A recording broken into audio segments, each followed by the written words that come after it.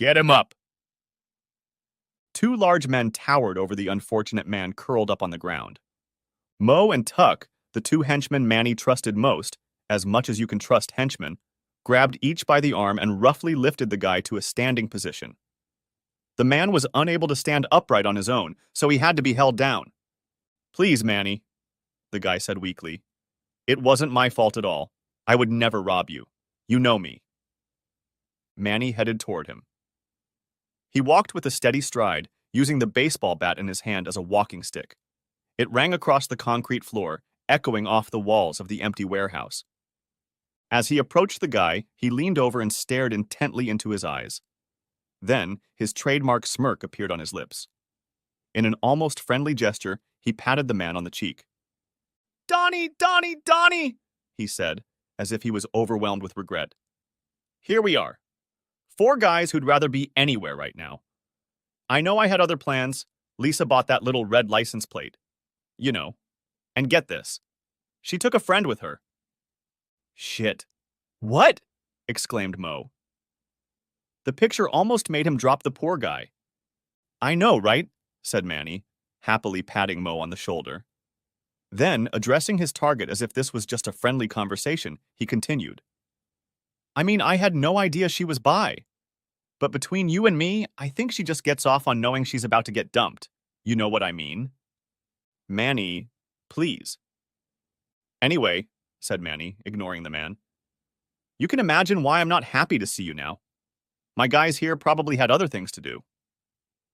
Nodding his head to the second henchman, he asked, "What about you, Mo? Do you have any plans for today?" "Right." "What?" Trying to hide his irritation, Took said, "My name is Took. It's that Mo over there." Never mind. Damn henchman. He had just killed a setup. What did it matter what their names were?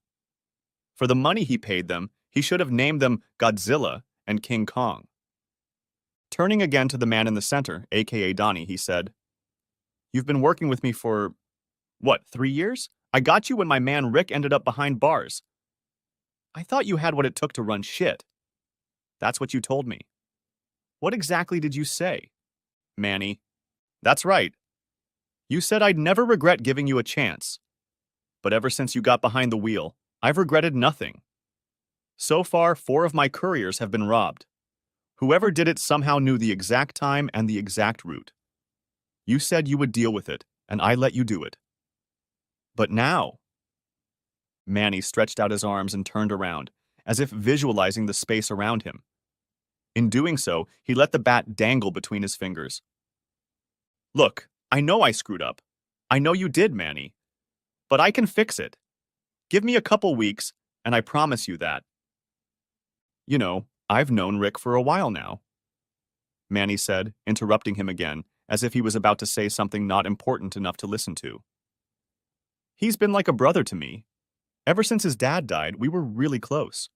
He was the only person I could trust. Rick knew how to get things done. When he was my right-hand man, I never had any problems like that. I never, not once, went into an empty warehouse. If someone was stupid enough to make an attempt on me, well, let's just say Rick made sure to teach them a good lesson.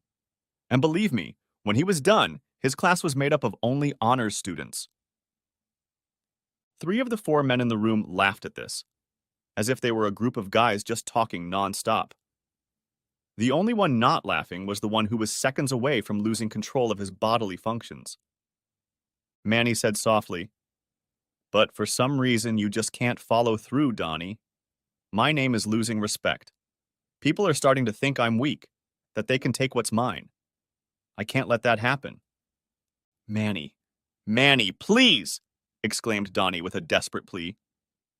Manny took a few steps backward. Abruptly switching gears, he asked carelessly, "Do you like that shirt?" "What?" Swiping the bat off his neck, he stretched out his arms and struck a pose. "My shirt, the one I'm wearing. You like it?" Embarrassed, Donnie said, Yeah, I guess." Manny nodded in agreement, then said, "Me too.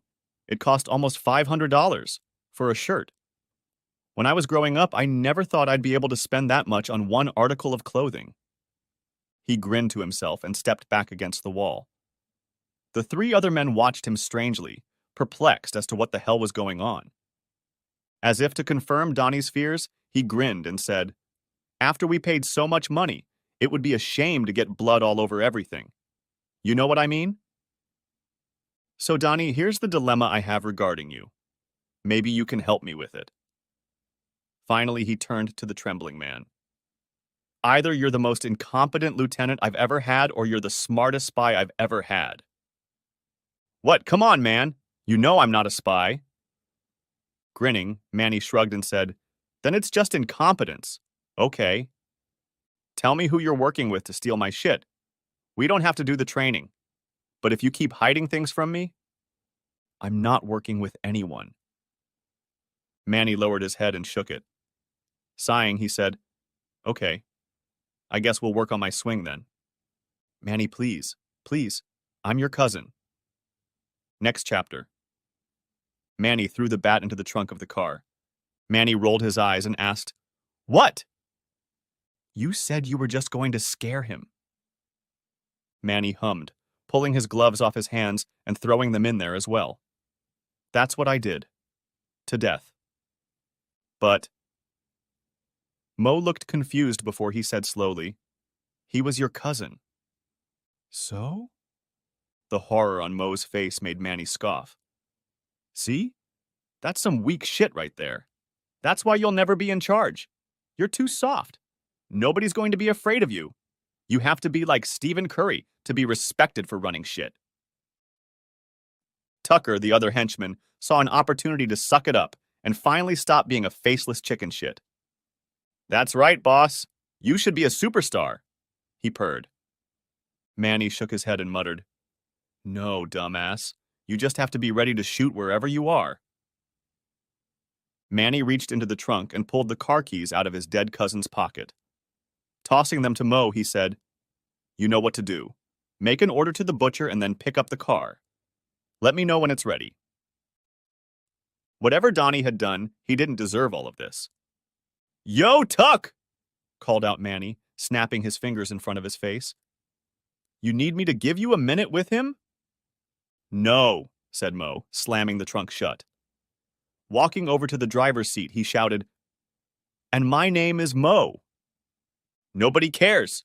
Do it." As the car's taillights disappeared around the corner, Manny pointed at the real Tuck. Your nose is tickling my ass. Can you pull it back for a while to clean all this shit up? And use more bleach. I don't want to end up on the ID channel." Tuck nodded and went to follow orders as well. Manny, left to himself, sighed tiredly and leaned against the wall. His lips pressed into a thin line and a look of remorse appeared on his face. "Damn it, Donnie. Why didn't you just tell me who the hell you were working with?" he thought, as his hands began to shake. All these emotions raging inside him were dangerous. Attachment makes people weak. Plenty of kings have found themselves facing the muzzle of a gun when making an emotional decision. With so many wanting to take his place, Manny couldn't afford to show weakness. Who cared if Donnie was his cousin? Donnie was too much of a burden. Whether he suffered from stunning incompetence or questionable loyalty, he had to go. And the fact that he was family made it even more urgent. People can't stab you in the back from afar. They have to be there for you. Right now, he had bigger problems. His real problem was a series of questions he had no answers to. How could $750,000 worth of drugs just disappear? Who had the ability to lift all that merchandise? Who would have the guts to steal from him? Who does he have to take down to make sure it doesn't happen again? And most importantly, how is he going to pay off the Colombians?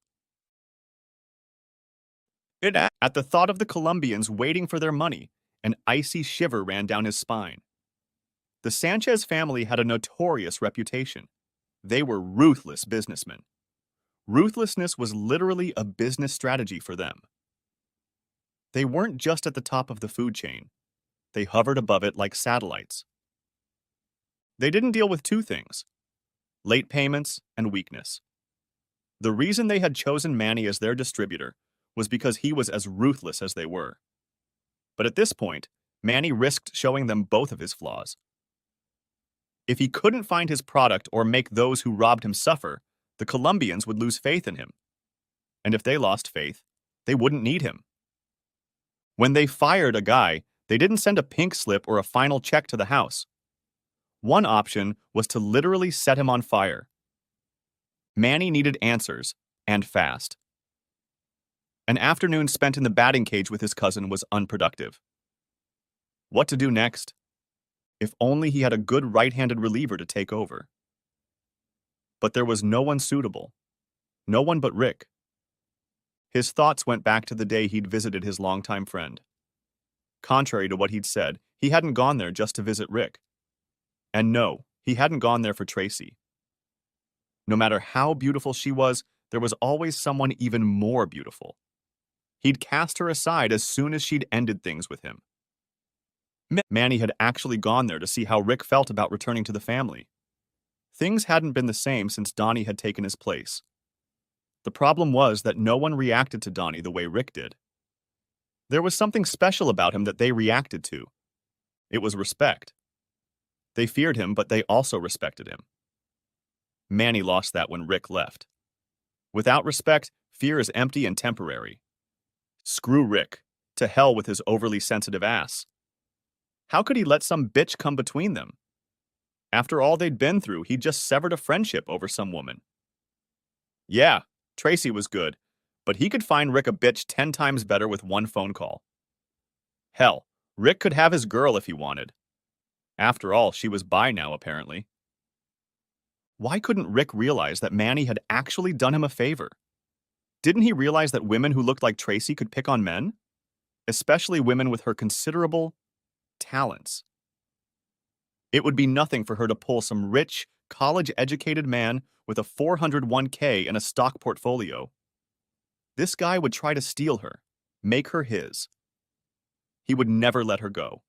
He would buy her anything her heart desired to make her fall in love with him. How would Rick be able to compete with him when he got out? He was an ex-con with no job, no education, and no way to provide her with the lifestyle she was used to before he went to prison. The guy who would steal her away would be able to give her everything Rick was giving her, but he'd do it legally. And with Tracy's mom playing cheerleader, Rick wouldn't even have a wife to come home to.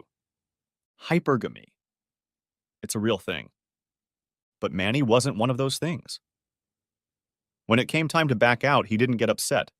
He didn't try to steal his wife away or force her to choose between them. He understood the situation for what it was. He was just a confidant to fill the loneliness, a surrogate body to warm her when she felt the itch. That was his role, and he stayed in it. In his opinion, it was better that he was the one on standby, not some other guy. You're welcome, Rick. But of course, Rick didn't notice any of that. He didn't like it when Manny stepped in for the team. It was a dirty job, but Manny did it without complaint. Sometimes he was just a humanitarian. Besides, Rick didn't remember his book staying full with money from Manny's pocket. His child was fed from the same purse. Yet all Rick saw was pain, betrayal, and heartbreak. As befits a weak bitch, why does Rick keep pretending he's the same guy? He's not. He's a wolf. And right now, Manny needed that wolf on his side. How could he get through to Rick? The old Rick, not this sad, sullen pretender. An idea flashed through his mind. He glanced at his watch and nodded, noting the time. Maybe he should make a trip to Walmart. They often bragged about having everything a man needed under one roof. It was quite possible they might have the answer to his little problem as well. Manny picked up his shirt and put it on. As he buttoned the buttons, he groaned through clenched teeth. Damn! He shouted out once again. Despite all his caution, he had somehow stained his collar with blood. More than likely, it was Donnie's blood. So the shirt had gone from his favorite to evidence that could be used against him. He had no choice but to burn it. Why did things like this keep happening to him? He was just a businessman trying to get his piece of paradise. Next chapter. Tracy blew a large pink bubble out of her mouth, then sucked it back in and burst it several times. When the bubble stopped making a satisfying sound, she made gum with her tongue for another bubble. Next customer in line. She said it in a professional voice, carefully hiding the irritation she felt. Money transfers, Western Union, stupid questions, complaining about long lines. This was her day. This was her day. It was her life. One of the perks of working in customer service, however, was the view from the window. From where she sat, her eyes could see everything that was going on in the front of the store. She could see who was coming in the doors, who was coming out, who was trying to steal, which cashier was being lazy, which cashier was being lazy. Everything. So when she looked up, she gasped in surprise and horror when Manchester goddamn Childs walked into the store. You could practically hear the sharp gasp as all eyes, devoid of the Y chromosome, turned toward the entrance. The lust factor in the room intensified as Manny entered the hall with the confidence of a celebrity on the red carpet. His appearance couldn't have been more grandiose as he moved in slow motion to the music. He hadn't come for shopping. Tracy realized it as soon as his eyes, covered by Ray-Ban glasses, turned in her direction. Without pretending he had any other motivation for coming to Walmart, he walked straight to her table, leaving a plume of pheromone cologne behind him. "I'm next," he said to the guy standing with his girlfriend at the front of the line. The guy looked like he was ready to object, but Manny looked him straight in the eye and said, "Brother, don't let this cost you 1,000 hospital bills." Was saving face in front of his girlfriend worth the smoke that would follow? The man looked between Manny and his girlfriend as if trying to solve the very mystery. Little did he know that he had already lost. Because of his indecision, she was losing respect for him with every passing second. He finally resigned himself to defeat and lowered his eyes to the ground. The world is full of weaklings, thought Manny. He then looked at the girl curiously. When her eyes met his, he winked and nodded at her. She smiled back. When Tracy got free, he didn't even wait to be invited. He just walked up to her with a cheeky grin on his face. "Hi, Trace. Is there anything I can help you with, sir?" Tracy said it in her normal voice, as if it was no different than the 6 people he had just rudely spoken in front of. "Yes? In fact, you can help me in so many ways. Take a break so we can talk." Still ignoring him, she asked, "Do you need to send money, receive money, or get a money order?" He smirked again. He looked you in the eye as he spoke, as if every word out of his mouth was a challenge. It commanded respect and attention. Leaning his elbows on the counter, he said, "Oh, I definitely need to get money, but not from Western Union." Tracy sighed loudly, now no longer trying to hide her irritation. No longer pretending to be professional, she said, "Manny, I'm at work. You're holding up the line. What do you need?" He cast an indifferent glance over his shoulder at the angry men behind him, then returned his attention to Tracy. "You're not listening. I've already told you what I want. I want you to take a break so we can talk." Tracy leaned in close to him and, gritting her teeth, hissed in an angry whisper, "We're not talking anymore. We've had enough." Raising a hand to stop what was about to come out of her mouth, he said seriously, "Relax. That's not why I'm here. I actually need to talk to you." The humor returned to his voice as he added, "Well, in other words, other than you telling me how big my—" "Sylvia!" shouted Tracy, interrupting him. "I'm on a 15-minute break. Can you cover for me until I get back?" Sylvia's eyes darted between her and the suave guy who wasn't her husband. A slight condemnation read in them, but she still replied, "Sure, girl." Tracy angrily walked around the table, past Manny, and out of the store. She didn't even check to see if he was behind her. On the way out, Manny unlocked his cell phone and handed it to the girl in line. Completely ignoring the guy next to her, he said, "Put your number on there. I'll be back for it." With those words, he swept past her angry boyfriend as if the guy didn't matter. When he met Tracy on the street, he found that she wasn't so easy to ignore. She stormed over to him and screamed, "What the hell, Manny? What do you want me to do? Get a divorce!" Manny grinned, shaking his head. "I take it Rick is still pouting at us." No, us, Manny. There's you and there's me. We're two people who shouldn't have gotten involved." With a knowing smirk, he said, "You're not mad because you slept with me. You're mad that your husband found out about it."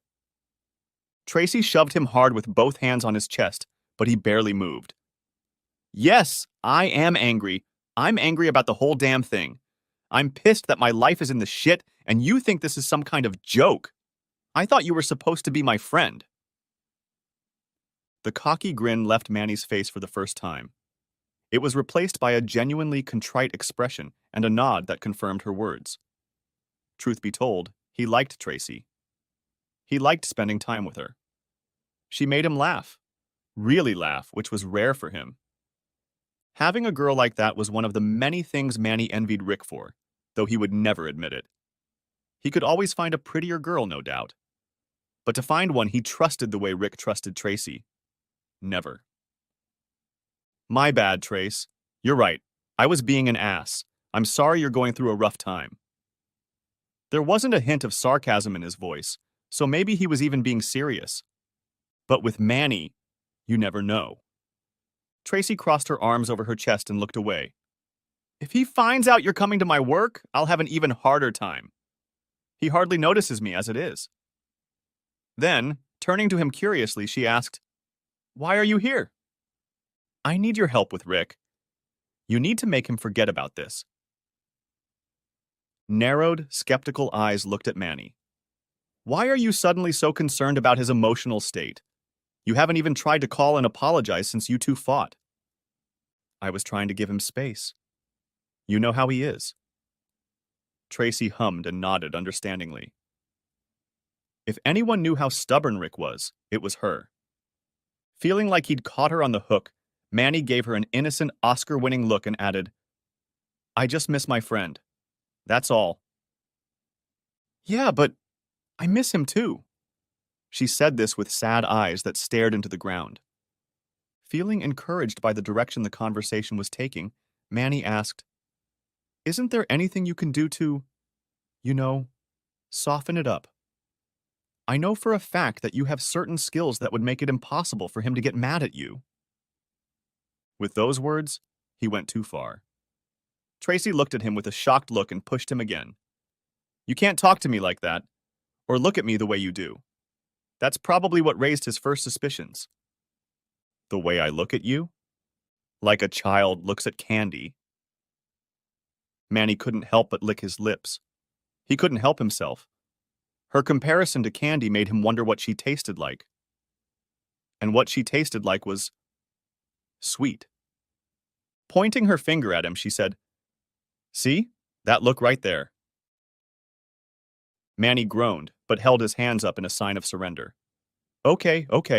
You're right. I'll have to work on that." She crossed her arms again and looked at him incredulously. She didn't believe the whole "I miss my friend" nonsense. He was up to something. "Maybe you should give Rick and I some privacy. Hopefully, he and I can find a way to work through this. If that happens, after a while he'll be able to forgive you too." Manny frowned. This schedule seemed awfully long to him. He didn't have time to wait for Rick. He needed answers, now. "I understand you, Trace. Really, I do. But this isn't working for me. I need you to work on your man a little faster. I can't get him to forgive me, let alone you." He lowered his voice and said, "Sure you can." He tried to appear nonchalant, but there was an urgency in his eyes and in his voice that made Tracy uneasy. He wasn't suggesting, he was ordering. The only thing that brought Manny out of his playful, arrogant demeanor was money. And when Manny didn't get money, he became very, very dangerous. He didn't need his friend Rick. He needed Rick the killer. The chill that ran down her spine made her wince, and all the hairs on the back of her neck stood up. She'd seen Manny bullying before, but it had always been directed at someone else. But now, to be on his side was so scary. There was no way she wanted to drag her husband into this. Not again. She'd already lost him once before because of his criminal lifestyle. Last time, she had just sat back and enjoyed the illicit fruits it brought. But now that she knew how much those expensive gifts really cost, she wanted nothing to do with it. She'd rather die penniless than lose Rick again. She had to get Manny out of here. Okay. She lied in a thin voice. If I can get him to finally talk to me, I'll see what he has in mind regarding you. Thanks, Trace. I appreciate it. She tried to pull away, but he grabbed her arm and pulled her against him. His grip was firm, almost to the point of pain. Looking carefully into her worried eyes, he said, I believe in you. I know you can do this if you really want to. Don't disappoint me. Then she wrenched her hand away and headed back to the store with a quick step. Gloomy thoughts began to creep into his head, but he pushed them away. He could feel the walls of time closing in around him. For the sake of all of them, Tracy had better be able to reason with her man. If she couldn't, Manny might have to get more creative. As much as he wanted to use these tactics on his girlfriend, he no longer had a choice. Just as he was about to head to his car, the girl he had given his phone to appeared through the sliding doors. He had completely forgotten about her. Giving her his most charming smile, he said, There you are, pretty girl. I thought I was going to have to run after you to get my phone back. She gave him a token look as she held out her phone to him. He took it and noticed that Cheryl had done exactly what he had asked her to do. And he needed a pleasant distraction from the grim events of the day, so he asked her, Are you busy right now? She shook her head. Taking his keys out of his pocket, he pressed the button to unlock his Beamer. It beeped and flashed its headlights. She was clearly impressed. Next chapter. Tracy walked into the house on tired legs and closed the door behind her. She sighed, mentally trying to shake off the worries of the day. You'd think she was just tired from work, but she was dealing with completely different issues. She stopped when her gaze fell on her husband, who was sitting on the couch. He was sitting with Anya. They were both hunched over. That wasn't remarkable in itself. What was remarkable was what they were both doing. He was reading Anya's book, Frozen, to her. She was finally letting him touch her most prized possession. He was now officially part of the family. He was a daddy. Tracy felt like crying. Why couldn't she savor this moment? Why did she have to ruin it like this? Upon seeing her mother, Anya instantly flew off her father's lap. Her little feet raced across the floor towards her mother. When she saw Anya running towards her, she wiped away her tears of self-pity and smiled sincerely. She had that effect on people. An excited Tracy picked up her squealing daughter in her arms. Hi, she said. For a moment, she forgot about rude customers, pushy managers, judgmental coworkers, and of course, Manchester Childs. Her vacation was short-lived, however. Reality returned to her as her eyes met her husband's for a moment. For a few seconds, he stared at her and then looked away. Trying to engage him in conversation, Tracy asked hopefully, How did you get Anya away from the babysitter? I'm her father, he replied emphatically. I didn't have any interviews today and needed a break from resumes and job searching, so I came to pick her up so we could spend time together. At least he was talking to her. That was something. She'd almost forgotten the sound of his voice. As warmly as possible, she said, Thank you. You saved me a trip. He only hummed in response. And just like that, the Cold War was on. Really, Rick?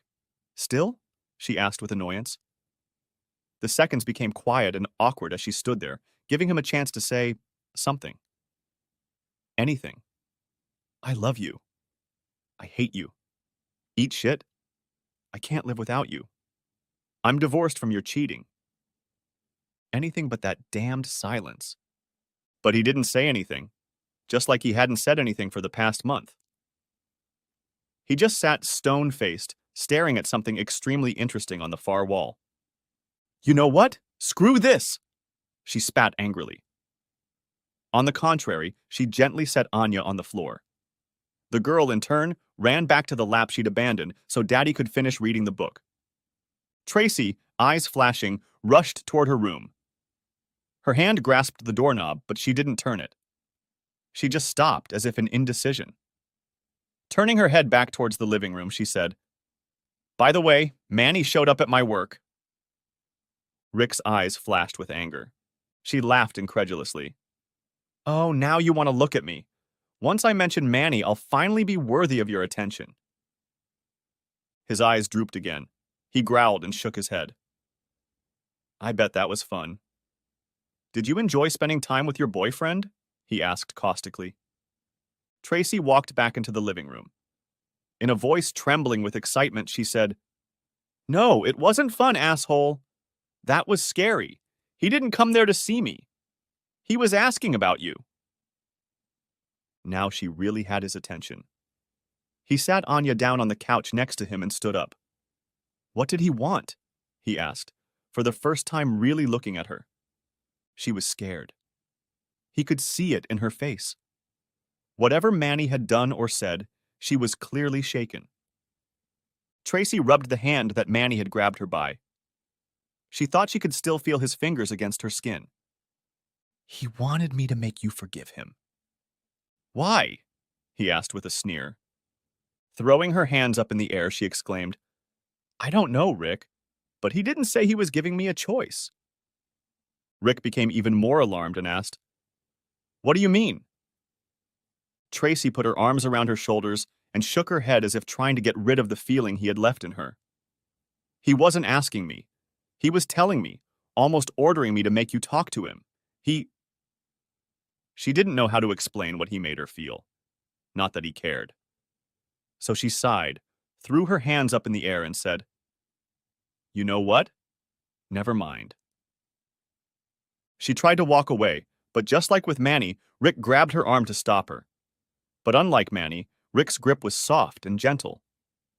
So the difference between the two men couldn't have been more stark. "Did he threaten you?" he asked with genuine concern in his eyes. Tracy shook her head and wiped her nose. "Not in so many words, but—" Rick nodded. Manny didn't have to voice his threats.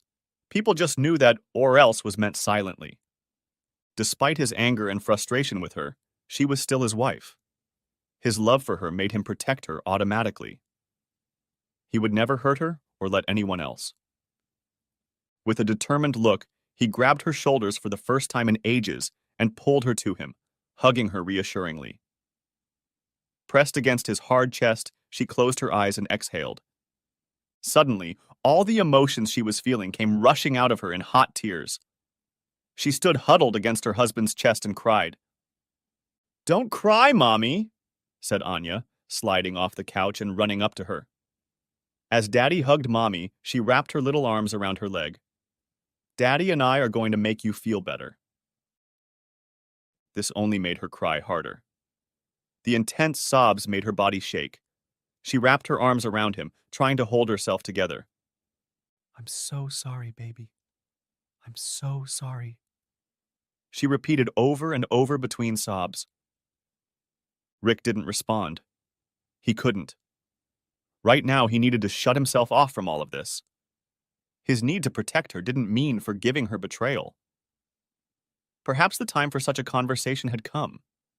Perhaps it had already passed, but he needed to wait a little longer. He had more important things on his mind right now. Manchester goddamn Childs. Rick had made him a promise about Tracy and Anya. Everyone knew and admired Rick. He was a man of his word. He refused to be a man who didn't keep his promises, even if they were in the form of threats. Resting his chin on her forehead, he whispered, "Don't worry, I'll take care of it. Manny won't bother you anymore." She immediately stopped crying and recoiled from him. She knew that tone of voice. She knew what it meant. "No! No!" she screamed, pushing him in the chest with her finger. "You won't do what I think you're going to do!" In a deadly even voice, he said, I'm just going to talk to Mr. Childs about the fact that he threatened my wife. And what are you going to tell him? His eyes were full of determination. In the same calm tone, he replied, enough to get my point across. How much or little I say is up to him. Oh shit. He was going to kill him. Tracy's first instinct was panic. She couldn't lose him, not again. If he went to prison again, especially for murder, 4 years would be a mere park pass compared to what he'd get. Praying she still had some influence left to calm his inner demon, she softened her voice and looked him in the eye. Rick, kid, I need you to stay away from Manny. He's not worth it. You're doing so well. You're trying to get a job, you're a great dad to Anya, and you're staying out of trouble. But Manny? Manny what? She paused, trying to find a way to articulate what she wanted to say. She didn't want to patronize him, but she also didn't want to anger him with wording that would make him look weak. Left with no choice but complete candor, she said, Manny is still a bad influence on you. Even if you hate him, he has the power to make you the worst version of yourself. He came to me for a reason. He knows what buttons to push to get you to do what he wants. He let go of her and turned away, a growl escaping his throat. He didn't like that she thought so highly of her lover. Cindy, he's not smarter than me, if that's what you're implying. I'm not smarter, she said quickly. But you're out of your mind when it comes to him. He'll use it against you. They were interrupted by Martha's presence. She, too, had just returned from work. Sensing the temperature in the room, she turned to her granddaughter. Anya, baby, let's go to the store for ice cream. And are there any other words more musical to the ears of a 5-year-old? As Martha put on her coat, Tracy looked her mother in the eye. An unspoken message of gratitude passed between them. Aloud, Martha said, It seems the store on the next street over is out of ice cream, so I'll have to drive across town. We might be delayed. Without waiting for an answer, she took her granddaughter's hand and led her out the door. For the first time in forever, Rick and Tracy were alone. Rick, please promise me that... You seduced Manny? He suddenly interrupted. That was it. Tracy felt as if she'd been whiplashed by the surprise, and she was stunned into silence. What? Rick didn't want to talk about it now, but he couldn't put it off any longer. The questions that had been burning inside him began to come out like vomit. He took a step closer to her. It wasn't threatening or intimidating, just purposeful. As he moved closer, she saw the irreparable pain in his twinkling eyes. The pain was so deep that she almost lost herself in it. When you went to Manny's house that first night, did you intend to get busy? It was a turning point. Tracy felt the weight of that question as if it pressed against her skin. She knew her husband. She knew how important trust and loyalty were to him. She'd failed at the latter. Lying to him now would only cause her to lose the former. After that, there would be no going back for them. She couldn't look into his eyes anymore. There was so much pain in them. And she knew that telling him now would only make it worse. But she promised herself that if he spoke to her again, she wouldn't betray his trust again. Lowering her eyes, she nodded and replied, Yes. After a moment's pause to recover from the punch to her stomach, he asked, Did you like it? Another nod. Yes. Anger flared in his nostrils. Of course, he knew the answers to these questions before he even asked them. He'd spent all his free time analyzing and overanalyzing that conversation with Manny. And yet he was somehow unprepared to hear that 3-letter word. It started coming out of him all at once. There were too many emotions to digest. He did the only thing he could at that moment. He pointed them at her and fired. How could you be infatuated with a man like him? I mean, he's evil. But you found him attractive enough. Why? How? Tracy tried to answer quickly enough. Her brain wasn't keeping up with her. Baby, is it about the money? He threw out before she could finish her thoughts. The more he spoke, the more misery poured out of his words. Is that what you see in him? Because that's what the other dumbass bitches see in him. They see cars, clothes, jewelry, and they don't care about the rest. But you're not like that. Please tell me you're not one of them. No, it's not like that at all. Then what was it? I have to know. I have to make sense of it. If not, it will drive me crazy. Because I was mad at you! She finally shouted out in an uncontrollable outburst. Suddenly, her beautiful almond-shaped face changed. Creases appeared on her forehead, her eyes narrowed. Pain mingled with anger. In a voice harsh and strong but not shouting, she said, "How could you leave me like that? You left me, Rick. You abandoned me for 6 years after you promised you'd always be there for me."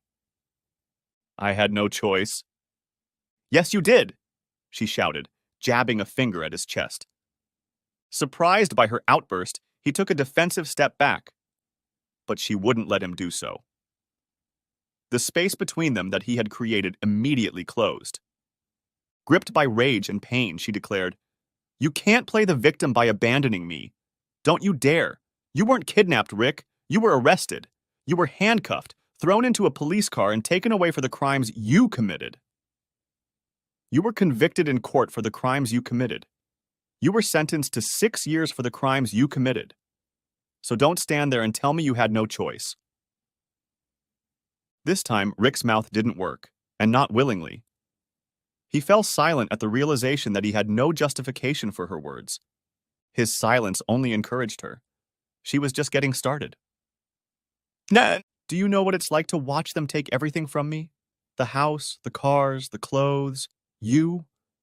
I was left with nothing and no one. But I'm still left with you, because my world ends where you begin. After all this, after all that shit. You had a second chance to come back to Anya and me. All you had to do was tell them the truth about Manny. I could live without money and a house, but not without you. I needed you. So what did you do? She threw her hands up in the air and shook her head. You decided to leave us unprotected, knowing how long they tried to take you away from us so you could protect him. A weight of suppressed pain came over her. She'd held it in for so long, crushed it inside her. She wanted to be strong for Rick because she knew it was hard for him to be locked up. She didn't want him to know how much he had humiliated her, how much he had hurt her. But those feelings wouldn't go away, no matter how much she ignored them. Ironically, if she didn't talk about them, they grew stronger. She crossed her arms over her chest and hugged herself. Tears moistened her face. All she could do was look away and try to pull herself together. Rick wanted to object. He wanted to say something at least. But even with all the unreasonable anger building up in his stomach, he couldn't help but admit she was right. And if he'd made a different choice, things would have turned out differently. He wouldn't have left, and the two of them would have led normal, boring lives. His wife, however, was overlooking one small detail: her choice. "You chose me, Tracy," he said, looking directly at her. There was no malice or anger in his voice. He said with honest determination, "I never, not once, lied to you. I told you exactly who I was. The expensive gifts I bought for you, you knew where the money came from. All the times I left you in the middle of the night and came back with bloody clothes to burn. You never once asked me about it because you knew. You were with me of your own free will, knowing what you knew. Just as I chose to do what I went to jail for, you chose to be with a man who could have gone to jail. So no, you can't play the victim either." Tracy looked like she was preparing to retort, but her mouth slammed shut. Deja vu flashed through her mind, because that was exactly what her mother had said over and over again. It was only now that she felt her mother was actually speaking. None of them were victims, at least not guiltlessly. Their fates depended on each other's choices, but it always started with their own. Battle fatigue came over them both. Seconds passed, and a contemplative silence fell between them. Both were lost in the mazes of their own thoughts. Her gaze was fixed straight ahead, as if she were looking through him. He, in turn, was staring at the floor in front of him. The silence was broken by Tracy. Sighing, she said, "You know what, Rick? You're right. I've blamed you for my humiliation for a long time, but the truth is, it was my own choices that led me to this. I chose to stand by you no matter what anyone said in the courtroom. I chose that, and I'm going to have to live with it. But you know what?" She looked him straight in the eyes. There was a fiery determination in them, like she owned her world. Rick's heart pounded in his chest, and he felt anger overwhelm him. She's going to leave me. I've taken her too far. The moment he felt the cold blade of the famous sword, her eyes softened. She reached out her hand, taking it gently. "I would choose you again. I will always choose you because I don't know how to be without you. Manny can't change that. My mother, being broke, or even you can't change that. No matter how many times I have to choose you, I will always choose you, even when you don't choose me." She stood with a sad expression on her face. Looking at him, she finished, "But I hope you will choose me." With those words, she left the room. Next chapter. Rick sat in the chair for what seemed like hours. Thoughts and feelings fought for dominance within him. Tracy's words hit him with the force of a cyclone. "Pick me." She'd been right about that. He hadn't chosen her. He chose his street honor over her. He chose his reputation. He didn't want to be known as a snitch, no matter what it cost him. It cost him his wife and kid. Manny may have been like a brother to him, but his real family was the woman in the courtroom who cried as the police took him away. The pain in her eyes was incomparable to anything else. Rick considered himself indebted to the man who kept the money in his accounts, but really, he was indebted to the woman who begged his mom to give her a car so she could drive 3 hours to see her husband. Money is easy, especially for someone like Manny. Love and time are irreplaceable. That's what Tracy had given him. That's what she had chosen to give him. Part of Rick felt like he should forgive her, and the other part was telling him that he had every reason to never speak to her cheating ass again. He had so many questions and so much pain in answering them. His head was full of images he wished he could forget if he could. Without forgetting, he would never be able to forgive her. But this wasn't about forgiveness, at least not yet. It was about choices. Rick rose from his chair and headed toward Tracy's room. He almost thought he'd find the door locked, but that wasn't the case. The knob turned easily, as if it had been waiting for him. He swung the door open and saw Tracy lying in bed facing him. She was curled up in a ball. Rick heard sniffling. He stepped into the room and closed the door behind him. The mattress groaned, sagging under his weight. Aware of his presence, Tracy still remained curled up. He placed his hand on her thigh. Her hand ended up next to his and lay on top of his. But she still remained in place. Sighing, Rick said, "I have so many questions, Trace. I wish I could just forgive you. I know I should. But there are a lot of things bothering me." She didn't acknowledge it, at least not directly. In a voice devoid of energy, Tracy said, "I'm tired, Rick. I'm just really tired." He knew she wasn't talking about going to bed. He nodded his head sadly. He was very tired, too. Her hand clenched tightly around his arm.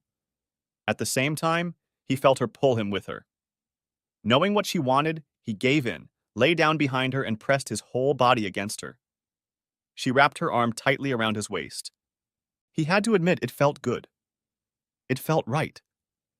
After a moment, he finally broke the silence and said, "I choose you, Tracy, but I'm not sure I have the strength to forgive you. At least not yet." She brought his hand to her lips and kissed the back of it. Then, in a husky voice, almost a whisper, she said, "It's a start. I agree." There were so many questions swirling in his mind, so many concerns. But like she said, he was tired. They would return to this conversation later. Then he would ask the hard questions. But right now, he just needed to hold her. Next chapter. Rick felt a tap on his shoulder. He woke up abruptly and turned to see his mother-in-law looking at him. Sleeping next to him in his arms was Tracy. Until that moment, he hadn't even realized he'd dozed off. Wow, he was really tired. "Hi, Martha. How are you?" he asked in a half-asleep voice. Martha had to hide a satisfied smile as she looked at the two of them. Nothing in her house was broken or damaged, so she could only guess that their conversation had gone quite normally. But that wasn't what she cared about right now. Something strange was going on, and it involved her son-in-law. "Some woman in my living room is asking for you." Confused, he replied, "Huh? Who?" "I think you need to go outside and talk to her yourself." Rick got up and went into the living room. Sitting on the couch was a woman he knew well, a woman he had known years ago. "Cynthia?" When she saw Rick, she jumped up from the couch, ran over to him, and hugged him. There were tears in her eyes. "Rick," she said in a shaky voice, "please, we need to talk." Part 2. What the hell is this? Thought Manny, awakening from a pleasant slumber. Who is this woman? It wasn't his girlfriend, Lisa. A vague memory of yesterday came over him. He remembered the batting cage, the trip to Walmart to talk to Tracy about convincing Rick to take the goddamn program. What was her name? Yeah, Cheryl. What a thing to find at Walmart. After returning Cheryl to his penthouse suite, he began mixing drinks at his bar. His mixed drinks had the desired effect. Cheryl relaxed, as did her inhibitions. Unfortunately, as the drinks flowed, his memory became increasingly hazy. Lifting the blanket, he peeked underneath to confirm his friend's identity. Scraps of memories surfaced in his mind. He definitely had fun last night. There was an insistent noise in his ear, the same one that had once awakened him from sleep. By now, he was awake enough to realize it was a cell phone. He reached over to the nightstand and picked up that pesky cell phone to see what dead person was calling him at 2:48 in the morning. He half expected it to be Lisa wondering where he'd been missing and why he wasn't returning her calls. He hasn't seen or spoken to her since yesterday. Picking up the phone, he was surprised to find that it wasn't Lisa calling him. However, it was another woman he was looking forward to seeing. In a lazy but cheerful voice, still hoarse from sleep, he said, "Hi, Trace. Didn't expect to hear from you so soon. Tell me you have some good news. Maybe it's time for Rick and I to make up." There was silence on the line for a few seconds, so much so that Manny thought she had dialed it. Then a deep voice, not Tracy's, said, "Yes, it's time. I'll meet you at your warehouse. Come alone. I'll be there in 30 minutes. Click. A beep. Oh shit. Derek.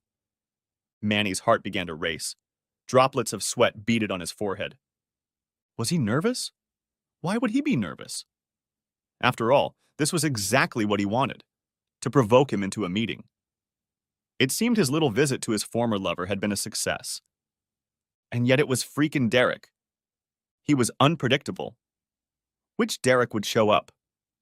Would he see the wolf or the sad puppy he'd been pretending to be all along? Manny already knew the answer.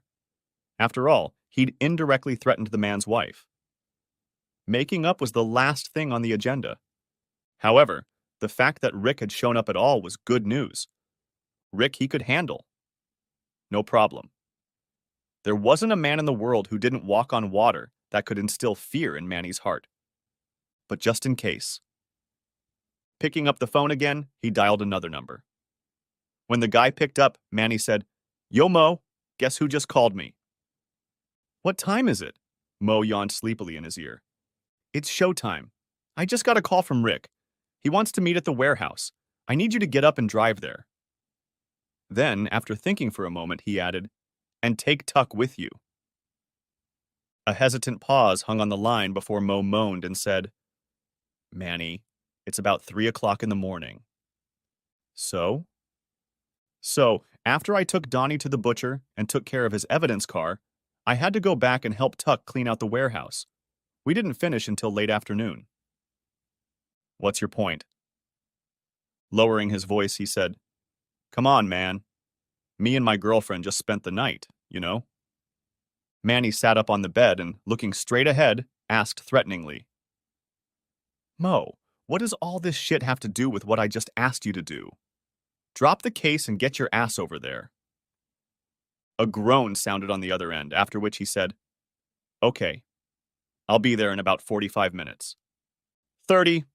We both know it won't take you that long. At that, Manny ended the conversation and tossed the phone on the bed. Irrational irritation swept over him, leaving a foul taste in his mouth. Damn henchman. Maybe it was time to weed out the entire staff and start over. What happened to the days when people just did what they were supposed to do and didn't whine about it? These people seem to have forgotten who he is.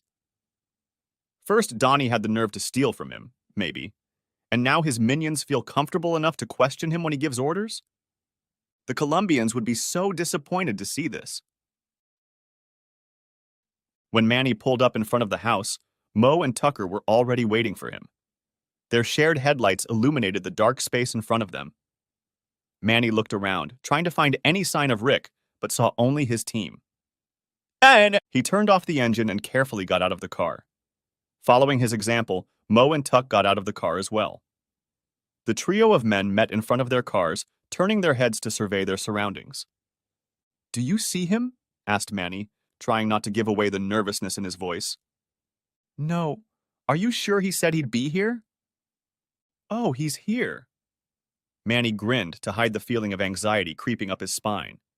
Then, in a cocky voice, loud enough to cause an echo, he shouted, Are you here, Ricky? Silence ensued. Only the crickets answered him. Manny dropped his hand to his waist and strained his ears, hoping to hear an answer. He didn't know what game Rick was up to, but it would be a shame to make Tracy a widow tonight. The silence was interrupted when a voice came from behind them. Yeah, I'm here. Turning around, they saw Rick step out of the shadows and walk calmly toward them. Manny cast Rick a glance around, looking for signs of some sort of deception. In a half-joking manner, he asked, What the hell is this? You're Batman now? Ignoring Manny's attempt at a joke, Rick said, I see you didn't come alone like I asked. Apparently you needed some emotional support from the cheerleader. Then, tilting his head and smirking, he asked, Are you afraid of me, Manny? Manny pretended not to notice the look Mo threw at him. Instead, he chuckled carelessly, as if his heart wasn't like a horse's feet hitting the ground at full gallop. His hand gripped the pistol on his belt even tighter. Don't flatter yourself. That unafraid demeanor worked on everyone else, but not on Rick. He noticed Manny's hand, the slight tremor in his voice, and the way he adjusted to Rick's movements to ensure a controlled distance between them. Rick was making him nervous, and both guys knew it. Good. Right! Rick hummed unconvincingly, walking past them towards the warehouse. Turning his back to them, he asked caustically, And they were with you when all your shit got stolen? That stopped all three men. They looked at each other with questions in their eyes, and then looked at Rick. How did he know about this? Manny's eyes narrowed suspiciously. Within seconds, his hand was no longer on his belt. Nor was the gun. It was snatched from its hiding place and displayed directly in front of him. The barrel was aimed right at the back of Rick's head, and his finger was clenched. Before Manny could begin his interrogation, Rick calmly turned to face the nozzle as if he expected to see it. No, I didn't steal your product. He answered the unspoken question with a tinge of impassioned irritation. He said it as if it was stupid to even think about it. Manny studied him for a moment, but the only thing he saw was a nonchalant poker face. As if waving him and the gun away, Rick turned back toward the warehouse. He stood at the door, utterly bored, waiting for one of them to open it. How do you know about this? Asked Manny, still not lowering his scope. He looked at Mo, however, and with a nod of his head, he pointed at the door for him to open it. If he was going to stuff Rick's lying ass with some hot shit, he'd prefer it be inside, where he could control the sound of gunfire. The door opened, and the trio stepped inside before Manny locked them in. Only now he relaxed a little, though his gun was still pointed at the target. Rick was in his house. This was his world. Here he was a god. He decided who lived and who died. For Rick, entering the warehouse was akin to going back in time. It had been years since he'd seen it. He felt as if he had entered the school during a high school reunion. A flurry of old memories mingled with what had been added since he'd last seen him. Rick looked around nostalgically. Manny cleared his throat impatiently to bring him out of his reverie. "Answer my question, bro," he ordered, his fingers dancing over the trigger. Rick finally looked up at him, chuckled lightheartedly, and said, "Everybody knows you got mugged, dumbass. You can't keep something like that quiet. The streets are talking." Then, with a knowing grin, he asked, "Do the Colombians know about it yet?" Manny didn't answer, but he didn't need to. It was a rhetorical question anyway. The two of them knew how it all worked. The Sanchez family had so many eyes and ears on the streets that they could be considered omnipotent. Time, at least in Manny's case, was borrowed from an evil loan shark. The desperation in Manny's demeanor was obvious, even underneath all the bravado. Rick cast a glance at his poor minions. They stood, trying to look cool and intimidating. He remembered Took and Mo. Before he'd been locked up, they'd been a couple of small-time thugs robbing 7-Eleven-S and liquor stores. How they'd gotten into Manny's personal squad remained a mystery. It wasn't that hard to find out, though. They were big, scary-looking, but most importantly, dumb as hell. They were so dumb that they didn't even have the brains to be scared that they were totally screwed. When the Sanchezes come for the king, they usually clear the entire chessboard. Queens, knights, pawns, everything. If these two henchmen knew what hellfire awaited them, they would have had the same worried look in their eyes as Manny. Rick asked carelessly, "Where's Donnie?" Both henchmen looked at Manny with an awe expression. Rick looked around the room and cast a curious glance that turned to disbelief when his question was practically answered on its own. "Holy shit, you're kidding me!" he exclaimed. "Tell me you haven't done something as stupid and dirty as killing your own cousin." The guilty silence made him pinch the bridge of his nose sharply and sigh. Of course he'd killed Donnie. As Lieutenant Manny, he'd be the logical scapegoat, and we all know that scapegoats are the first to be sacrificed for the greater good. At least say you're absolutely sure he's the one who robbed you. Say he gave you valuable information about where you can find your goods. And for God's sake, tell me you didn't do the whole batting cage thing. Unblinking, wide-open eyes again. For God's sake! How do you idiots manage to survive without me? He asked rhetorically, amused by his own question. Manny needed to shut Rick up. The sportswoman and Scarecrow looked like they were ready to sing like a teenage pop group, and these know-it-alls were on a roll. For a guy who had no interest in returning to the game, he definitely had a lot of intimate knowledge. Narrowing his eyes, Manny said, "Unbutton your shirt." That only made Rick chuckle. "What? You think I'm wearing a wire?" By this time, Mo and Tuck were beginning to realize what was going on. Looking at them with heavy, wary eyes, they too drew their guns and pointed them in Rick's direction. Without the slightest hint of a smile, Manny repeated, "Open up." The tension in the room was building. It was only getting worse with each passing second. One movement of a finger, a cough, or even a sneeze could cause the direction of the night to take a deadly turn. Rick cast the three of them an aggrieved look for a moment. "I'm not a snitch. You of all people know that." Manny's only movement was a small smirk and an unconvincing hum. His aim remained true, as did the aims of his minions. Rather than let it annoy him, he decided to have a little fun with them. He took off his shirt comically, as if on a club scene.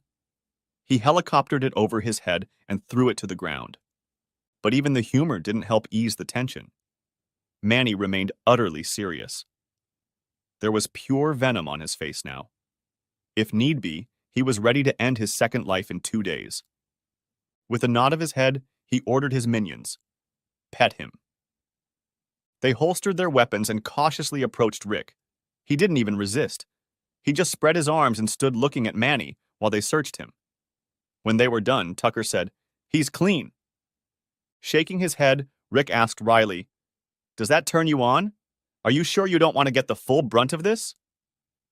Finally, Manny lowered the gun. However, his paranoia wasn't ready to put it away. He just held it in his hand. Out loud, however, he asked, "So did you come all this way to see the old hangout spot? Or do you really need something?" Rick snorted angrily. With an angry look on his face, he admitted, "Actually, I wanted to punch you for that little stunt you pulled with my wife yesterday. But you didn't come alone like I asked, so—" Finally, Manny smiled and chuckled. It was the first thing from Rick that he actually believed. "Well, don't let Tuck and Mo stop you," he said invitingly. "And they're not stopping me," said Rick, oblivious to their presence. "In fact, it was Tracy who talked me out of it. She doesn't want me to go back to jail because of you. Although I doubt there's a single cop who wouldn't pat me on the back for getting rid of you." Manny couldn't help but feel a rush of nostalgia. Frankly, he missed the man. Rick's arrogance in thinking that three men with guns couldn't stop him from doing what he wanted was so comical that it was impressive. Manny put the gun away with an amused expression on his face. At that, he said, "You'd be surprised. Half of them either work for me or are regulars." Rick could only shake his head in disgust. "Are there any good cops?" "I'm sure there are, but he's probably sitting in Narnia somewhere, riding a unicorn and chasing a leprechaun." They both laughed, for the first time since it became clear that Tracy was a disgusting case. For a moment, Rick almost forgot that he hated the man. In that brief exchange, the friend he remembered appeared. Manny was like music. His fun, charismatic, and laid-back personality could get stuck in your head, even if you didn't intend it to. You could hate him to the core and yet hum his tune for hours. Rick's frown at Manny softened. Quite sincerely and openly, Rick said, "I need to cut you out of my life forever." "What do you mean?" "In the sense that you've been my best friend, Manny. Honestly, I don't think anyone other than Tracy will ever be as close to me as you are." Manny nodded in agreement. He felt the same way. "But—" With a sigh of regret, Rick continued, "You don't realize how toxic you are to those around you. Look how you treat the guys who let you close. You entertained my wife when I was locked up. You threatened her to get her to do what you wanted. You even destroyed Donnie. Truth be told, bro, you're not a very nice man." Few things could pierce Manny's Teflon skin. He didn't give a damn about his feelings or the feelings of others. Emotions were annoying little annoyances that made men weak and weakness the enemy. From Rick, however, that shit sounded hurtful. More than it should have. Manny's mouth curved again in an evil grin. Turning to the other two in the room, Manny said, "Watch this, boys. We're in for some entertainment tonight. Pastor Derek Morrison is here to teach us how to be better people."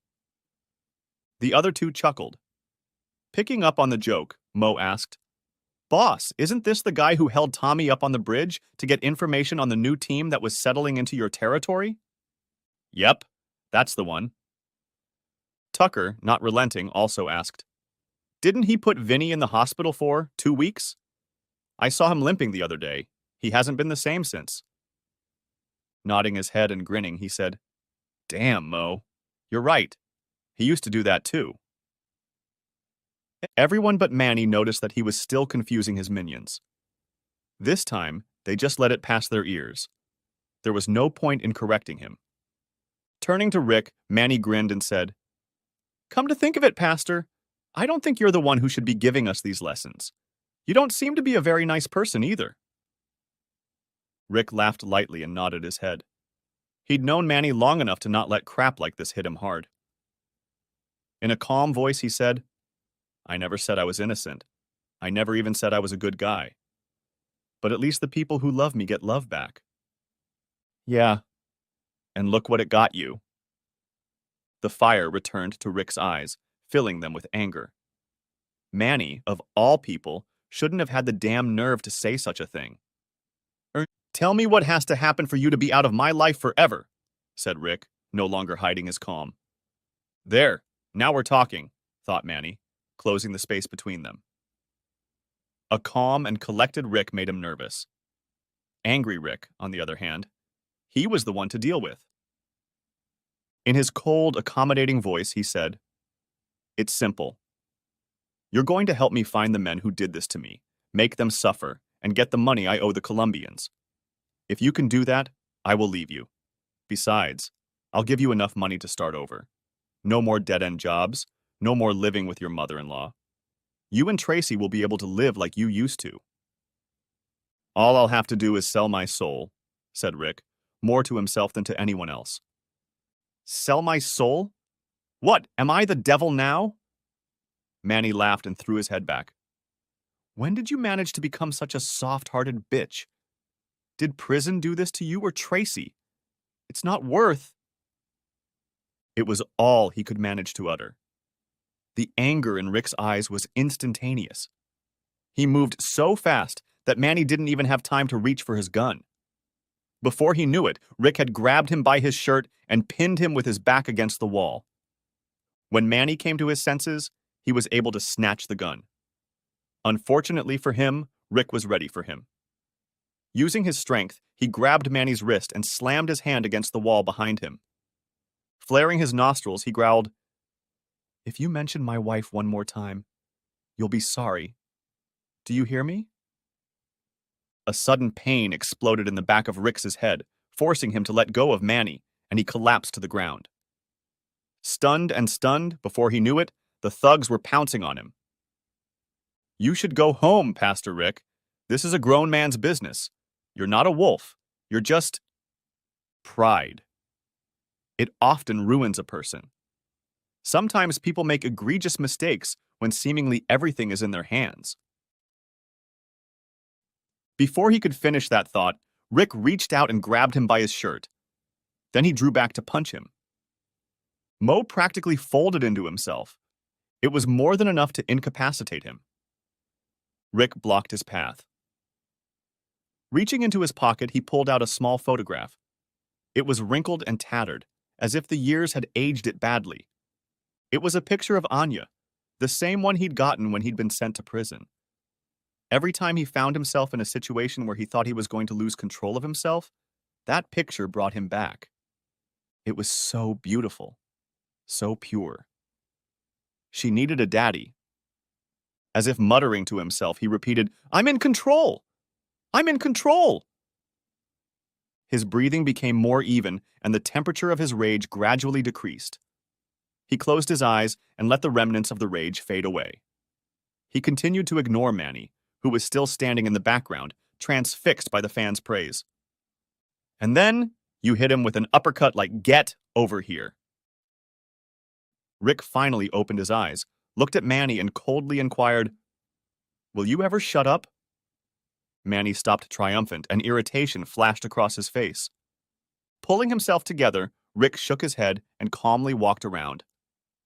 "Has it gotten to you yet that all this is happening to you because you're such an asshole? You treat everyone around you like shit. Yes, fear and intimidation can work for a while, but what happens when it's over? Whoever did this to you wasn't afraid of you. Now you're asking for help from another guy you can't intimidate. And since you screwed up and, entertained his wife, now you have to bribe him with half of what he'll help you get back." Manny's hot head almost left him. He prepared to say something snide, but stopped himself. There was a subtle change in Rick's voice. Yes, he was being a total jerk, but there was more to it than that. "Is this a negotiation?" Rick only half smiled, but said nothing. Manny nodded as if to say, "Okay." Looking like he was deep in thought, he said, "Well, I was thinking more like 25%. Rick pretended to ponder that, then said, 75%. 75. What the hell? You can't go up." Shrugging, Rick replied, "And you can't entertain my wife. Guess we're both breaking all the rules, huh, Manchester?" Growling irritably, Manny said, "Fine. After I pay the Colombians what I owe, we'll split what's left 50-50. Damn, I knew this was going to cost me."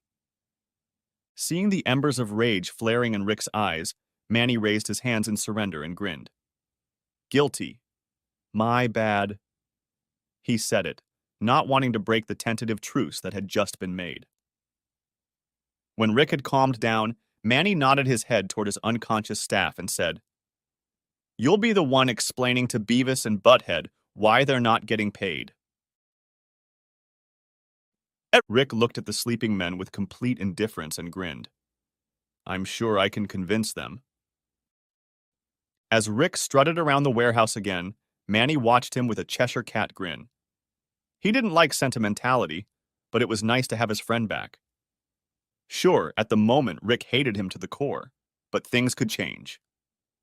Putting a lot of money in a man's hands could smooth over past grudges. "How much merchandise was stolen from you?" asked Rick with businesslike curiosity. "About 75,000. Rick nodded again. "How much did it sell for?" "I could have gotten about 2.5 for it," he said, pleased with himself again. After counting in his mind, Rick shrugged nonchalantly and began to slowly saunter away again. He stopped when he saw a strange coloring on the floor. To the casual eye it wasn't conspicuous, but to someone like Rick it was practically a neon sign. Tapping his foot on the stain, he said, "I see you didn't remove the plastic, or is it someone else?" "None of your business." Glaring, Rick replied, "It is my business. I'm not going to go to jail for you again. You're dirty and flashy. You do stupid things like that." "This," he said, tapping his foot on the discolored stain. "That's blood. Once those CSI assholes shine a black flashlight on it, it turns into evidence. If I'm getting involved in this case, I need to know who it is so we can get ahead of it." Grunting in agreement, he said, "Okay, that's Donnie. But that stain shouldn't be there. I told those two bastards to clean it up." Shaking his head disappointedly, Rick said, "I think you need to change your hiring practices." "Yeah, I'll have HR look into it." Pinching himself on the bridge of his nose, Rick sighed and said, "At least tell me you got rid of the evidence yourself instead of entrusting it to one of those two." "Dude, screw you!" spat out a panting Mo, finally waking up from his slumber. He got to his feet, albeit a little wobbly. Rising to his feet, he looked at Rick and said, "You got me. Boss, please let me off this bastard. Please!" Manny chuckled and looked him over from head to toe, almost like a referee trying to assess a boxer after a knockout. "Are you sure you want a second round, Rocky?" Mo's self-esteem visibly faded as his boss laughed at him like he was nothing. With anger boiling in his eyes, he practically begged, "Just give me the word, Manny." "Easy, little Tay," said Rick, dismissively waving him away. "Why don't you go upstairs and play while the adults talk?"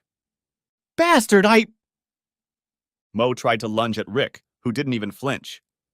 He was stopped by Manny, who stepped between them. Manny pushed him away with an annoyed expression on his face. "Damn, dude!" yelled Manny. "Sit your ass down, Mo. We're trying to talk business here. How about instead of begging for another ass whipping, you go wake up your little brother?" Looking like a grounded child, he pointed at Rick's smug grin and said, "This ain't over, bitch. We're going to finish this." "It's a date," said Rick, and kissed him. As Mo walked away to his partner, Rick looked at Manny with bored desperation and repeated, "Please tell me you got rid of the evidence yourself." With a guilty look, he shook his head. When Rick groaned, Manny felt the need to protect himself, and by extension, his boys.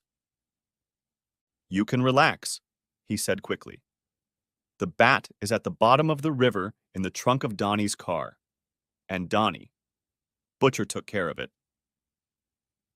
Still looking unconvinced, Rick asked, "Is that what you know, or what he told you?" By this time, Mo had woken Tuck up. He had been listening the whole time and was getting more furious by the second. Intervening in the conversation, he said, "In case you haven't noticed, we're all doing fine without you. The boss drives a Beamer and I drive a Rover. He lives in a penthouse. What about me? I live in a condo. So does Tuck. And you live in your mommy's house and take the bus. Manny may think you're crap, but all I see is a wimp living off the reputation of what he used to do." That made Manny look at Rick curiously, as if to ask, "What are you going to do about it?" As dumb as Mo was, he made some valid points. No, of course, the fact that he made those considerations after he'd been knocked the hell out was just as valid. Rick didn't say anything back, just smiled. Then, out of the blue, he said, "You know what, guys? I think I've had enough. I've got everything I need." "Maybe you're right, Mo. Maybe I should just go home, put my feet up, put on some music, and eat some asparagus." "Asparagus?" asked Manny with a chuckle. "Is that what they fed you in prison?" With a sly, "I know something you don't," smile, Rick replied, "No, not when I was there. Let me know if they change that." "What?" Leaning closer, Rick whispered quietly, "You should have gone full Monty." No sooner had confusion turned to understanding than a loud bang drew their attention to the door. Shocked, horror-filled eyes stared helplessly at the swarm of SWAT teams rushing inside. The only one not surprised was Rick. "Everybody on the floor now!" shouted the patrolman. As Mo and Tuck carried out the order, he and Manny locked gazes. Rick watched the hurt look in his loyal friend's eyes turn to seething rage. Then Manny looked to the floor, to where his gun lay. Knowing Manny, Rick realized what was going to happen next before everyone else in the room did. "Blaze of glory? Not today. You're not getting off that easy." Before Manny could jump down and reach for it, Rick rushed past and tossed it aside. Having eliminated the possibility of suicide, the patrolman pounced on Manny, quickly pulling him to the ground. His arms were twisted behind his back and handcuffs snapped on his wrists. Out of the sea of guns came a plainclothes detective wearing a bulletproof vest over his shirt. As the resisting and swearing Manny was roughly lifted to his feet, the two men exchanged glances, after which the policeman smiled and said, "Manchester Childs, I am pleased to report that you, sir, are under arrest." With false bravado, Manny said caustically, "That's harassment, pig. Haven't we done this song and dance before? What do you think you have on me?" The grin of the cat that ate the canary appeared on the detective's face. "Well, let's see. First, you admit to getting $750,000 worth of drugs with the intention of selling them for $2.5 million. You know, because you're a wide-open guy? Besides, we have—" The detective's smile grew even wider as he looked at the spot where Rick's foot was tapping. Glancing back at Manny, he finished, "The murder of Donald Childs. And now, thanks to your big mouth, we know where to find the evidence." He looked at Rick, who nodded his head and added, "And if memory serves me correctly, I'm pretty sure you'll find the weapon in that room over there." "Rick, you're a goddamn snitch. You have the right to remain silent. You have the right to an attorney. I will destroy you. Do you hear me? Anything you say can and will be used against you in a court of law."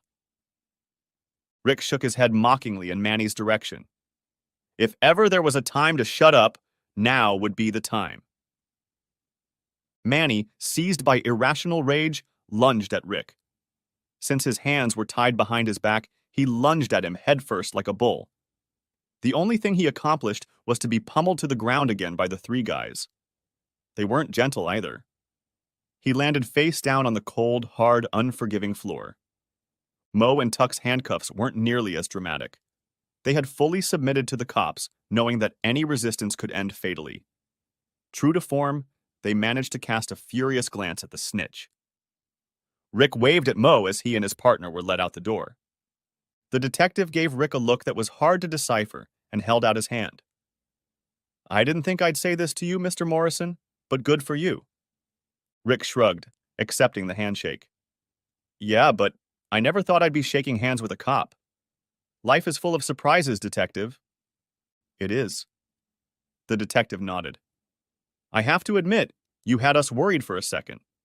We almost rushed in there ahead of time when things went south, but we heard you say you were in control, so we backed off and waited until we heard the safe word. Frankly, I was wondering how you were going to use the word asparagus to make it sound casual." Rick chuckled and nodded. "Yeah, but I'm not sure I succeeded. I hate asparagus." The detective threw another strange look at Rick, especially coming from a police officer. This time, Rick realized what it was in the detective's eyes. It was respect. You know, there are officers who have been on the force for years and can't stay calm like you. You had a gun pointed at you. You were being jumped on, and the guy was trying to use every soft spot he knew. Yes, you were a bit confused, but you still managed to get him and one of his men to fully acknowledge you. What you accomplished tonight is impressive. Nodding gratefully, he added, in another life, you would have made a great negotiator. Yes, in another life, far from this one. No offense, but I like cops about as much as I like asparagus. The detective gave him one last friendly pat on the arm before walking away. Over his shoulder, he shouted, "There are still some good cops left, Mr. Morrison. We can't all transfer to Narnia." "I'll have to take your word for it." Rick took a deep breath and looked around the warehouse one last time. If he never saw this place again, it would be too soon. With those words, Rick headed for the exit. He walked past the SWAT team, the forensics team, and the flashing lights of dozens of police cars that flashed across the sky. He found the car he was looking for, opened the passenger door, and got in.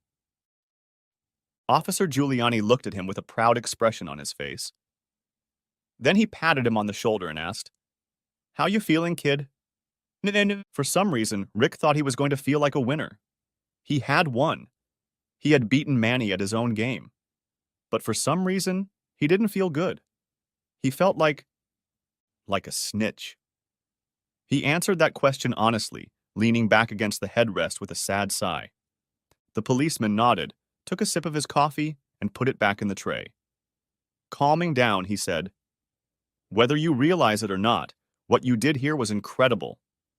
I was surprised when you called me and told me you were willing to do the right thing about Manchester, but I wasn't shocked in the slightest. You are one of the rare people out of prison for the crimes you committed. You genuinely want to rehabilitate yourself and become a better person, even if it means giving up easy money. It's people like you that give me hope and keep me at this table. Thank you for that, kid." Looking up at him, Rick sighed uncertainly. He looked exhausted, as if his whole soul was tired. Throwing another glance at the chaos outside the window, he said, "If it's all the same to you, Officer Giuliani, I'd like to go home. I need to see my wife." The policeman nodded understandingly. "I understand. As soon as you get them to take the microphone off you, I'll get you home." Rick nodded gratefully, got out of the car, and went in search of the detective. Next chapter. When Rick reached home, sunlight was streaming into the living room through the blinds. He tried to slip quietly through the front door without waking anyone, but Cynthia barely had time to close her eyes. She was lying on the couch in a shallow sleep, and her eyes opened as soon as she heard movement. She didn't know what she expected to see. Her heart had yet to accept that her husband might be dead. Could he just be on the run and hiding from Manny? Donnie was so smart. He wouldn't go out with a psycho like Manchester, knowing he wanted to kill him, without a backup plan. But the look on Rick's face when he caught her gaze was not good. It was sympathetic. "Did you find him?" she asked with hope in her voice. "Damn." Rick sighed as if searching for the right words, then explained, "When I left here last night, I went to see my probation officer. He knows the cop who's investigating Manny." Cynthia gasped in horror. "What the hell? You went to the cops?" "Yeah, I had to." She jumped up from the couch and screamed, "I asked you to go and talk to Manny about Donnie, not the damn cops. Oh my God, this is bad. This is bad. If they search the house, Donnie's definitely gone. What are me and the kids gonna do if he goes to jail? Oh my God, oh my God, oh my God, oh my God." "Cynthia!" exclaimed Rick, grabbing her by both shoulders to make her stop. When he got her attention, his voice lowered and he said, "Donnie's dead." "Huh?" He didn't want to repeat it. As the words hung in the air, he saw realization begin to dawn on her face. Her lips moved, weakly trying to form words. Nothing but inarticulate sounds came out until she said quietly, almost in a whisper, "He can't be dead. I saw him only yesterday." She looked at him as if begging him to give up those two words. She would have heard anything but that. But he could neither do what she wanted nor say what she needed to hear. Instead, he said, "Manny confessed to destroying it." The grotesqueness of that sentence struck her to the core. Tears streamed down her face, turning into a mirror of pain and horror. "No, no, no, no, no," she screamed as her shaking body began to collapse before his eyes. She collapsed under the weight of her new reality and began to fall to the floor.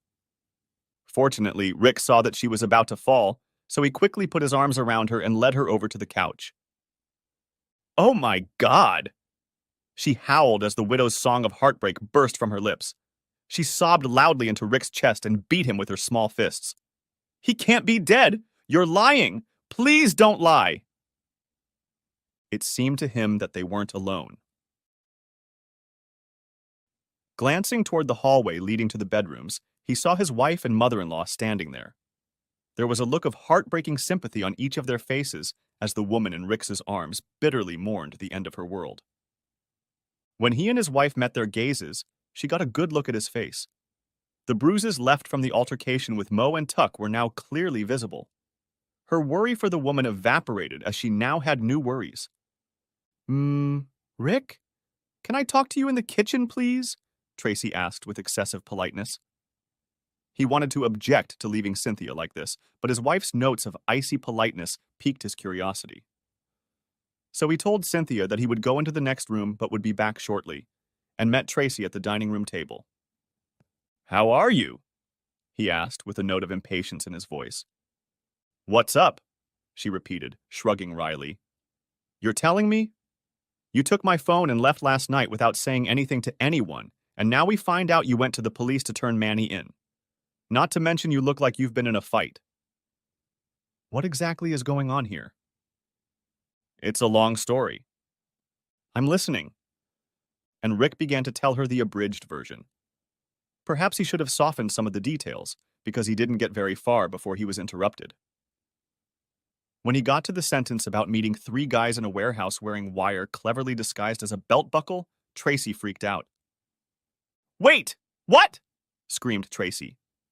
"You wore a damn wire to talk to Manny and his goons, and you went out there by yourself. With Manny? Are you crazy?"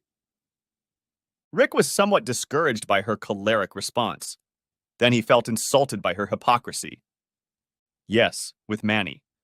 The same dangerous criminal you've been having an affair with for God knows how long." Indignation immediately appeared on her face, and she replied, "So that's why you did it. You risked your damn life to get back at me." "Petty revenge? Isn't that why you had fun with him in the first place?" Martha, who had quietly entered the kitchen and sat listening, could see that the conversation was spiraling out of control and losing meaning. With each exchange, they grew louder and louder, descending further and further down the rabbit hole of drama. No doubt their grief-stricken guest in the living room had already heard every word. "Will you both stop it?" she shouted sharply, causing the couple to instantly stop bickering and turn toward her. Stepping closer and lowering her voice, she said, "This poor woman just found out that her husband was beaten, and you two are sitting here arguing about it? This is not the time, place, or way to have this discussion. This is about her right now, not this soap opera you two are making. Do you understand me?" Like scolded siblings, they both lowered their heads. Almost in unison, they said, "Yes, ma'am." She sighed, as if enjoying the silence, and said, "Good." Then, turning her attention to her son-in-law, she continued, "That woman needs to go to the police. No doubt they'll be looking for her with a lot of questions. It would be best if she could get ahead of them and have someone by her side. I know you've had a rather, adventurous night, but we can't let her do this alone. So I think the two of us should go with her to the station." Nodding at her wisdom, Rick said, "I was just thinking the same thing." She stroked his unshaven cheek affectionately, as if rewarding him for being smart and agreeing with her. Then she gave him a cheerful look and said, "Before we do anything, I think you should do something very important first. It's probably the best thing you can do for anyone right now." "What's that?" "Take a shower." She said it with a twisted smile. It broke the tension in the room, and the three of them laughed. Rick left to rid them of his stench. Tracy tried to leave too, but her mom grabbed her arm. "You know he did that for you and Anya, right?" Tracy lowered her eyes and nodded. "I know. Manny coming to my work scared him a little. I could see it in his face when I told him." She grinned bitterly, then added, "That's what made him finally stop ignoring me." Martha smiled admiringly. "I don't think there's anything in this world that scares that man more than harming you two. He doesn't even fear for his own life. He risked it because Manny became a danger to you, and he'd gladly do it again." "But that's what scares me, Ma. He could have died tonight. I can't lose him again. I won't survive it." Tracy became so agitated that she broke into sobs. Martha pulled her daughter to her and hugged her tightly. She lovingly stroked Tracy's head and said in a comforting whisper, "It's time for you two to learn to communicate. You need to be able to tell him these things without anger or resentment. Then you can both do what you do best. Fight for each other until your last breath." Tracy nodded, resting her head on her mother's shoulder. A determination like she'd never felt before settled in her. This was exactly what she was going to do. She was going to fight for her family and her marriage. But first, she had to conquer herself. She had to finally let go of the simmering anger that was constantly bubbling up inside her. Every time she thought about life without Rick, she felt the knife of betrayal stabbing into her. Yes, she was the one who had cheated, but he had cheated first. He cheated with Manny when he decided to keep her longer than he should have. Did Rick's love for his family so overshadow his love for Manny that he would choose him? That's exactly what he'd done when it came down to it. He'd chosen Manny. So she had too. Rick was right about one thing. Her act had been petty. She could admit that. But that didn't even make her feel better. She loved a man who didn't love her with the same fierceness. But she'd told Rick yesterday that she'd always choose him in the end, even if he didn't choose her. And nothing about that sentence would change. Next chapter. Making the choice to do what he did was the hardest thing for him to do. It was like he was forcing himself to be something he wasn't. But when Manny showed up at Tracy's work yesterday, he had to make a decision about what was more important. In fact, he was once again faced with the same choice he'd made almost half a decade ago: street honor or family. For him, that choice had never been about Manny. Sure, Manny had been his best friend at the time, but Rick would have done what he did for any member of his team. When it came down to it, Rick didn't choose Manny over Tracy, he chose himself. Being a husband and father is a pale comparison to being a goddamn wolf. But yesterday, Manny had gone to Walmart not to help Tracy, but to send Rick a message. He wanted Rick to know that he could get to her if he wanted to, and even his past friendship with the two of them wouldn't stop him. She was a pawn to him because she was Rick's queen. When Manny really wanted something, he left a person with only two options: do what he said and sleep well at night, or don't. However, Rick had inadvertently made the blurred choice crystal clear. Now all that was left to ask was who would respond to Manny's not-so-subtle chess move: the husband or the wolf? The Rick of yesteryear would have acted like a thug in this situation. He would have grabbed a gun, shoved it in the mouth of one of Manny's little buddies, and made them mutter where to find him. He would then break into his house and wait for him to come home. Manny would find Rick sitting on the couch drinking his best wine with an evil grin on his face and a gun in his lap. It would have ended in a spectacular shootout with one of two outcomes. Both would have meant that this time he was out of the family for good. But the Derek who stood here now was no longer the same. This Derek would always choose Tracy and would never voluntarily leave her. That was the only honor worth swearing to. Next chapter. That afternoon, Rick and Martha traveled with Cynthia to the police station. By this time, Mo had already been questioned in detail about his taped statements regarding the butcher. The police managed to track down the store, arrest the people who worked there, and find Donnie's body. Or rather, parts of Donnie's body. He had been chopped up into several pieces, packed up, and was going to be taken to various places for disposal. That's how Manny disposed of his bodies. This was the target of Casey's Fine Meats, aka the butcher store. It was one of his many fronts. Cynthia recognized Donnie's head. She then vomited and lost consciousness. Killing and destroying Donnie weren't the only things Mo confessed to. As soon as he was seated in a dingy, monochromatic interrogation room with a two-way mirror, he began warming up his Whitney Houston vocal cords. And I will always love you.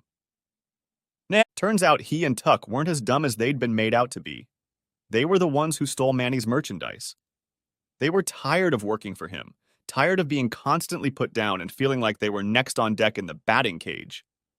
They did it in hopes that the Sanchez family would get rid of their problem and maybe see them as something more than a hired force. But what Mo regretted most was Donnie's death. He knew the blame would be placed on Donnie, and it was perfect for his plans. Everyone would look the other way, but no one would get hurt. After all, Donnie was Manny's cousin. He was the one person Manny wouldn't kill. Right? Now Donnie's ghost would haunt him forever. In the months that followed, Manchester Childs became one of the most infamous names in the news. The case had all the hallmarks of a blockbuster thriller, and it all ends with the villain being caught in an epic showdown with the police. There was no way such juicy news was going to die anytime soon. It seemed like every week a new sensational piece of information popped up. The police raided a butcher shop. Low-level drug dealers were arrested, leading to more confessions. By the time it was all over, Manny had become the youngest and most notorious gangster caught in recent history. He had a better chance of being abducted by aliens than living as a free man again. Unless, of course, he snitched on the Sanchezis. Rick, for one, was glad the cops kept their word and didn't mention him. He had no desire for fame and just wanted to keep his head down and not get involved in sensationalism. Besides, where he came from, being a snitch wasn't considered heroic. Even against someone as famous as Manny was, people still didn't approve of him. Naturally, there were whispers about his involvement, but no one said a word to his face. Correct it or not, he was still Rick. Plus, his reputation made most people discount it. He'd already done time for Manny. What would make him snitch on the investigation? It was probably a good thing Manny had kept quiet about entertaining Tracy. There weren't many people who would take that little bit with a smile. All Rick had to do was live his life, serve his parole, and become a normal citizen like everyone else. Yeah, that's right. Easier said than done. Rick may have helped take a criminal off the streets and gotten praise from the police, but the downside of not knowing about it was that in the eyes of the business world, he was still an ex-convict. Places that hired ex-convicts didn't do it out of the goodness of their hearts. They hired them because they were disposable. The pay was minimal, and nobody cared if they were treated fairly. He could be a free man, but the shackles of prison still gripped his wrists tightly. His past haunted him from job to job, employer to employer. Martha worked with Rick, trying to help him become less threatening in the workplace. The intimidation that helped him on the streets had the opposite effect at work. The two of them worked on softening his demeanor, speaking eloquently, and controlling his temper. He tried to incorporate all these lessons into his life, hoping that one day someone would see him as a person trying to be a better person. But we all know that life doesn't arrange itself so neatly. Like the stink of a skunk, nothing he did spared him from a criminal record. Imagine listening to your short, middle-aged, out-of-shape employer belittle you in front of everyone because it makes him feel good that he can push the big guy around? Or the hopeless feeling of being blamed every time something goes missing? How about accepting that the women in the office feel unsafe, even though he's done nothing to make them feel that way? It's been that way in all of his jobs. Pride is a tough pill to swallow, especially when you have to wash it down with crap sandwiches and stuff every day. But every time he found himself ready for the reincarnation of the wolf, He pulled a crumpled and battered picture of Anya out of his pocket to remind himself what he was fighting for. And then, finally, life smiled on him. Martha had started dating a nice man she had met. After being away from dating for so long, she was already rusty. But he was kind and patient with her. And while that was insignificant to Rick, to Martha, the fact that her new beau was a business owner made a big difference, especially if that business was a chain of hair salons. Don't forget that Manny ran multiple money laundering businesses. Which one was Rick in charge of? Oh yeah, the barber shop. Next chapter. 2 years later. Rick rang the buzzer of the familiar building in front of him. Wrapped in a thick coat, the harsh wind whipped across his face, which was the only exposed part of his body. "Can I help you?" said a familiar voice in an indifferent tone. "Derek Morrison," he replied. The buzzer jingled loudly, letting him know to quickly make his way inside. As he approached Linda's desk, he smiled broadly at her. Of course, she just looked at him with the same disinterest she'd been looking at him with for his entire probationary period. "You may pass," she said nonchalantly, and went back to her computer. "I bet she doesn't do anything on that computer except play solitaire," joked Rick to himself as he headed toward the office. Tapping lightly on the glass of the open door with his knuckle, he caught Officer Giuliani's attention before walking in and sitting down. "Mr. Morrison, good to see you today," he said, opening the manila folder that lay directly in front of him. Rick nodded his acknowledgement and then continued. "This is your last probationary visit. I, for one, couldn't be happier. You're a pain in my ass." "Well, it's a big ass. I think you can handle it," said Rick jokingly. "Besides, I think you'll miss me." "I'll miss you like a headache." "An adorable headache?" Throwing him a blank stare over his glasses, the policeman asked, "Is there such a thing as a charming headache?" At that, they both laughed. For Rick, this last visit was bittersweet. He was glad he was finally off probation, but he would definitely miss Officer Giuliani. That man, that cop, had had a profound impact on his life. He was definitely one of the good ones. It was nice to see that there were those left who didn't have to go to Narnia. The rest of the visit went pretty quickly. Rick didn't have to pee in a cup, nor did he have to talk about his job search. He liked working at the barber shop. He got along with his coworkers, he had regular customers, and he was making decent money. Now he and Tracy had their own apartment downtown and even a new car. Things were finally looking up for him. When Officer Giuliani escorted him outside for a cold weather smoke break, he said, "By the way, congratulations on the birth of your baby. I know I'm probably 7 months late. Do you know what you're having?" Glowing with pride, Rick replied, "Anya is having a baby brother. His name is Noah." "Noah?" repeated Officer Giuliani, and nodded, running it through his head. "I like it. Really biblical." "Yes, that's why I chose it. Noah was the man who survived the flood that wiped out everyone else. He chose his family and listened to the voice that told him to do the right thing over the world around him." Smiling proudly and shaking Rick's hand, Officer Giuliani said, "I'm glad he did that." When the two men parted for the last time, each was left with the realization of the profound impact the other had on their lives. There are people who come into your life for a season and people who stay for a lifetime. But even the most short-term relationships can have lasting effects. Next chapter. Rick brushed the snow from his feet onto the mat before turning the key and unlocking the front door. He didn't feel like listening to Tracy's words about smearing snow on the carpet. He smiled to himself as he repeated the thought. His front door, where he lived in his apartment with his family. It sounded nice.